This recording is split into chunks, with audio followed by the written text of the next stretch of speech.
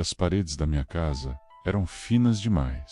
À meia-noite em ponto, todas as noites, eu ouvia meu vizinho arrastando algo pesado pelo chão. O som era sempre o mesmo, um ruído arrastado, longo e grave, que atravessava o gesso e parecia ecoar dentro do meu próprio quarto. No começo, eu ignorei. Talvez ele estivesse apenas reorganizando os móveis.